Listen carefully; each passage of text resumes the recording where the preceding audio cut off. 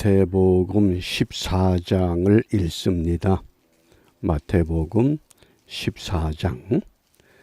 14장에 중요한 세 가지 사건이 소개됩니다. 첫 번째는 세례자 요한의 목을 베이는 순교의 사건. 두 번째는 오병이어의 사건. 그리고 세 번째가 예수님께서 물 위를 걸으셨던 사건입니다.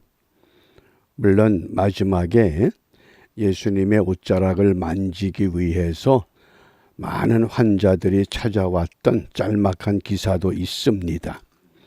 여러 사건들 중에서 우리가 함께 나누고자 하는 이 말씀은 14장 22절부터 33절 말씀에 예수님께서 바다 위를 걸으셨던 사건, 그때에 우리 중요한 단어가 유령입니다. 유령.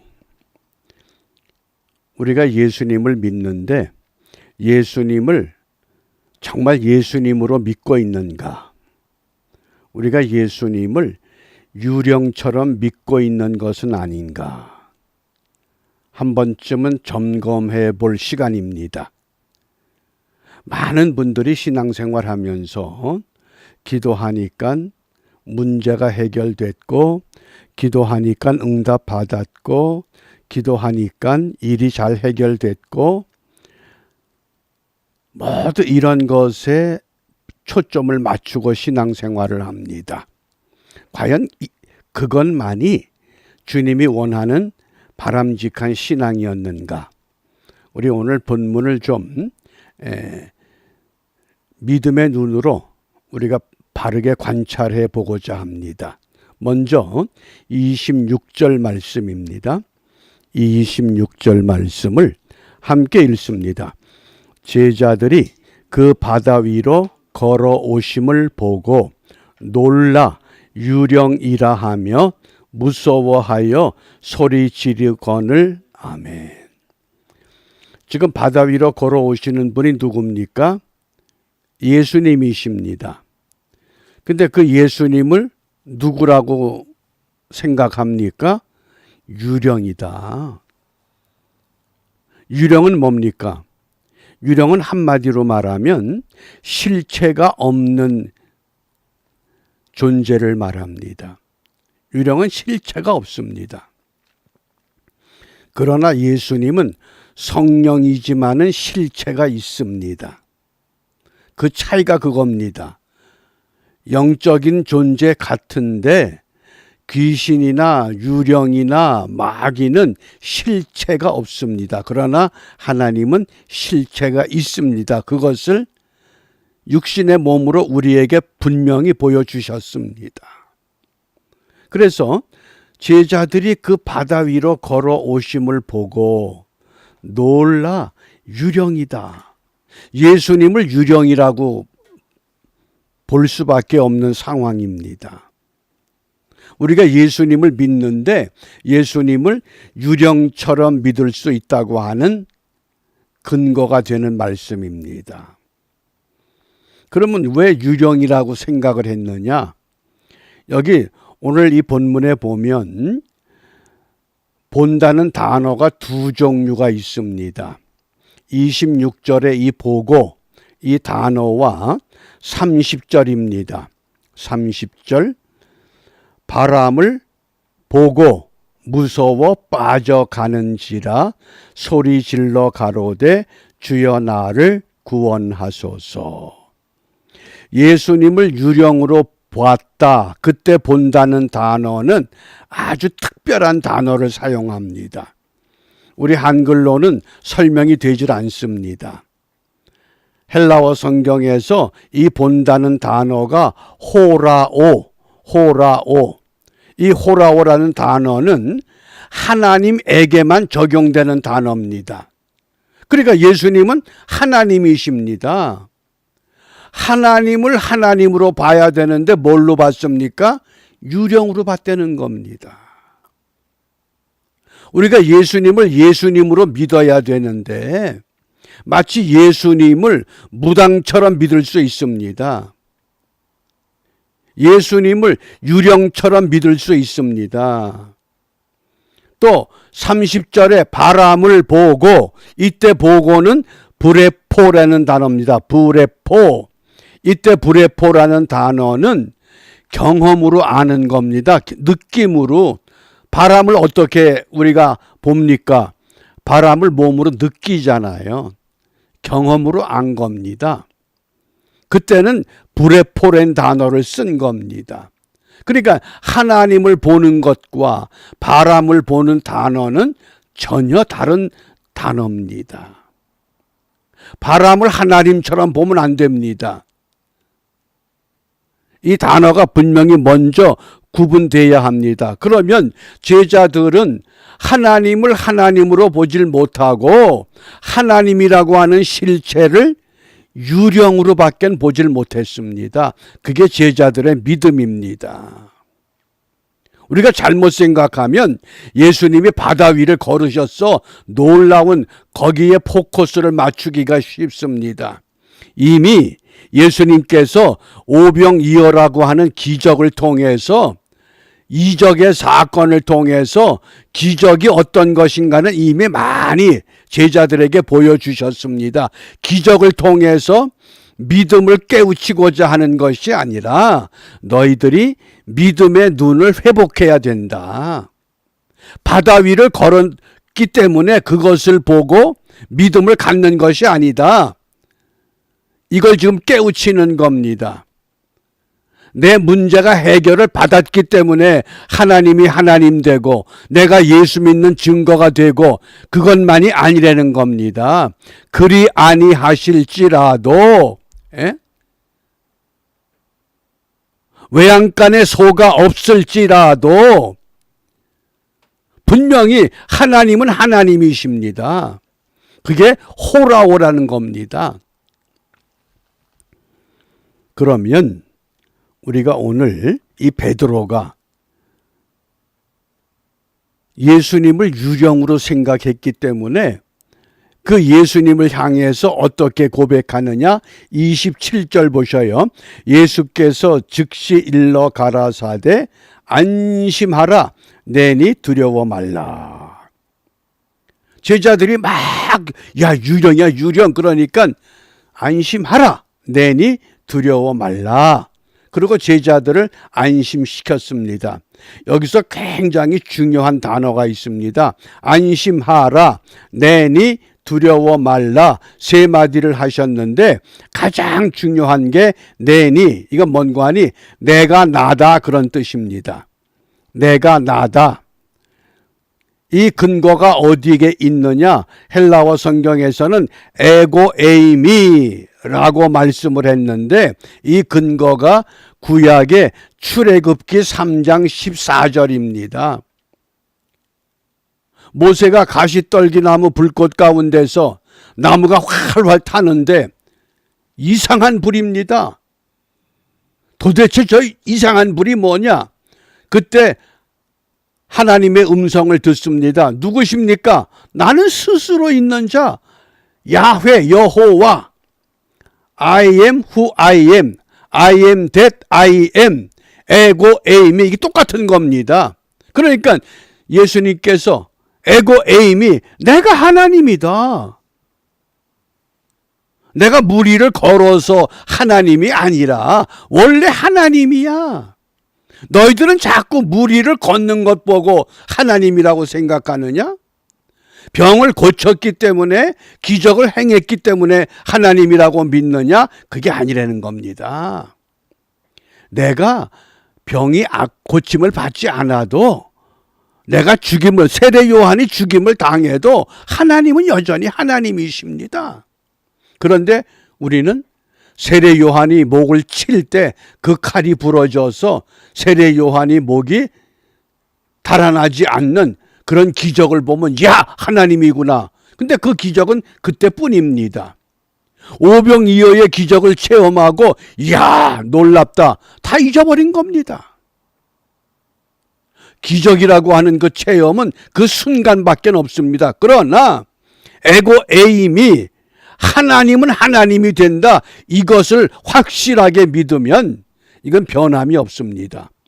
사나 죽으나 오직 주만 위해서 살아갈 수 있는 이러한 믿음을 우리가 분명히 회복할 수 있고 그 믿음을 가지고 세상을 담대하게 살아갈 수 있다고 하는 말씀입니다. 왜 바다 위를 걸으셨느냐? 바다 위를 걷는 기적 같은 사건을 통해서 제자들을 깨우치기 위한 것이 아니라 내가 하나님인데 너희들이 아직도 이걸 못 깨닫고 있어. 그래서 요한복음에 보면 내가 포도나무다, 내가 빛이다, 내가 길이다, 에고 에이미 이것을 7번 거듭해서 강조하셨던 겁니다. 그러면 우리가 그런 주님 앞에 무엇을 어떻게 기도해야 됩니까? 그러니까 이제 베드로가 그러잖아요. 28절에 보면 베드로가 대답하여 가로되 여기 보세요. 주여 만일 주시거든 정말 쿠리오스 하나님의 아들이거든 나를 명하사 물 위로 오라 하소서. 주는 그리스도시여라고 고백했던 베드로예요. 근데 이제는 뭐예요? 그런 게 없어요. 만일 주시거든 나를 명하사 물 위로 오라 하소서. 그러니까 주님께서 오라. 그러니까 베드로가 배에서 내려 물 위로 걸어서 예수님께로 갑니다. 물 위로 걸었어요. 놀랍잖아요. 다른 제자들은 감히 엄두도 내지 못하는 일을 지금 베드로가 하고 있습니다. 그런데 가다가 어떻게 했어요? 뭘 봤어요? 예수님을 끝까지 주님을 호라하고 주님만 바라봐야 되는데 뭘 봅니까? 또 바람을 보는 거예요. 기적을 체험했고 물 위를 걷는 베드로인데 주님이 오라 그래서 만일 주시거든 나를 명하여 오라 하소서 오라. 그리고 가는 거에 가는데 주님은 보는 것이 아니라 뭘 봐요? 바람을 보고 무서워 빠져가는지라. 어때요? 그게 우리 신앙 모습 아니에요? 죽어도 내가 주를 버리지 않습니다. 그리고 또 버리고 또 실패하는 게 인생이에요. 바람을 보고 무서워 빠져가는지라. 그러니까 소리질러 가로되 주여 나를 구원하소서. 얼마나 다급했어요. 그러니까 어떡합니까? 우리 예수님께서 즉시 손을 내밀어 저를 붙잡으시며 가라사대 그리고 믿음이 적은 자여 왜 의심하였느냐 하시고 다시 베드로를 물 위로 일으켰잖아요. 그래서 물 위를 또 걸어요. 예수님과 함께 걷습니다.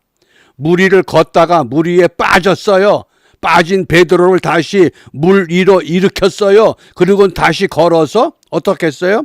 배에 함께 오름에 바람이 그쳤어요.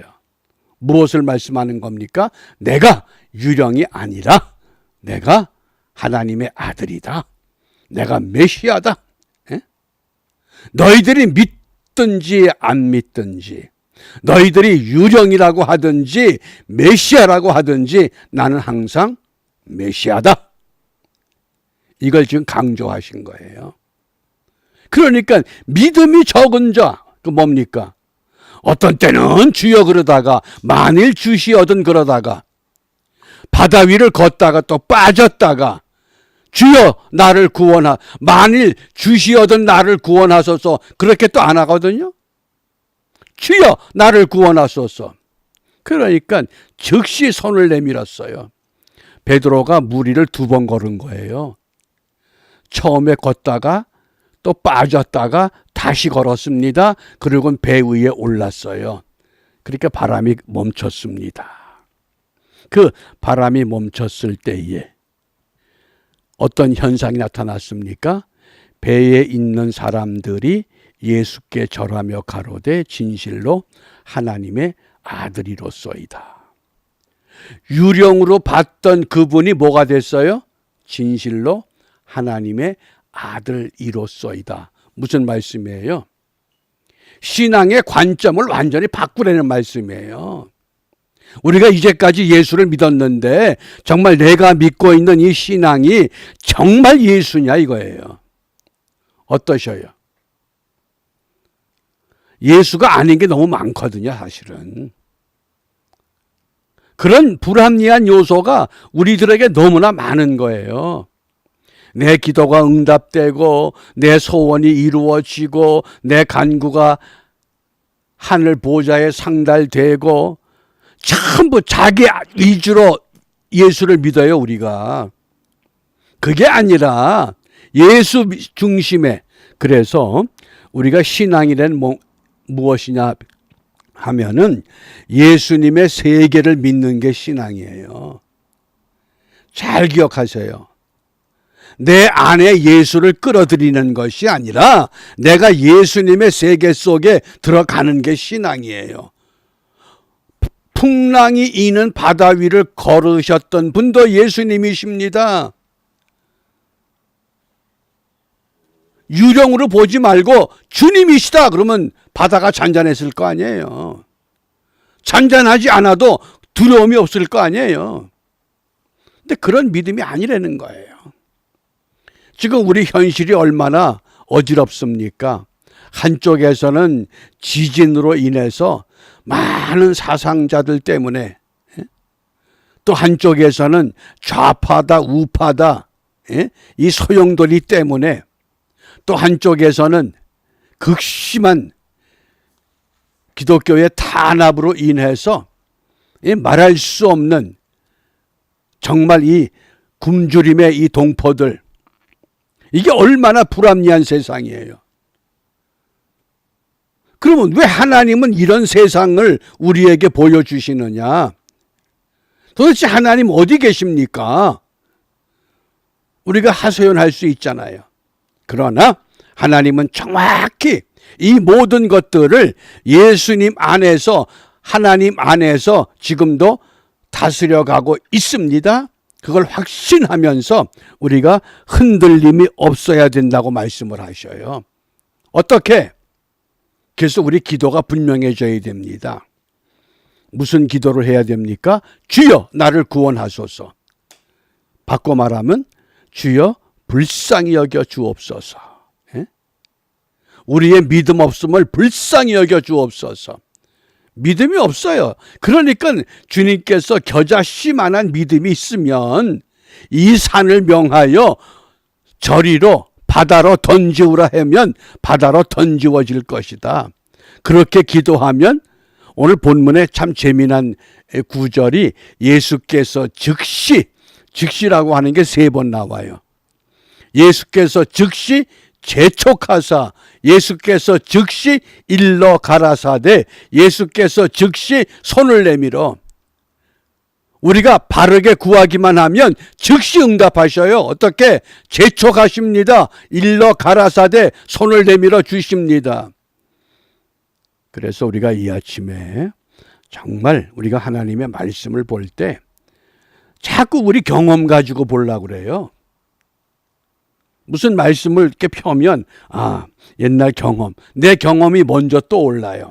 그거 다 지워버리고 말씀을 말씀으로만, 정말 순수하게, 그래서 믿음의 눈을 열어서 말씀이 말씀으로만 보여지고 말씀으로 들려지고 말씀으로 응답되는 이런 은혜가 우리 회복될 때 예수님께서 즉시 우리에게 있어야 할 것 미리 다 아셨습니다. 채워주십니다. 분명한 길로 이끌어 주십니다. 그러므로 예수님을 유령으로 보지 말고 예수님을 하나님의 아들, 메시아로 볼 수 있는 믿음의 눈을 떠서 오늘도 우리가 믿음으로 승리할 수 있는 주의 백성들의 반열에 당당하게 세워지는 우리 모두가 되시기를 주님의 이름으로 축복합니다. 기도하겠습니다. 자비로우신 아버지 하나님, 저희들이 주를 믿노라 하면서도 아직도 베드로처럼 만일 주시어든 나를 명하여 오라 하소서.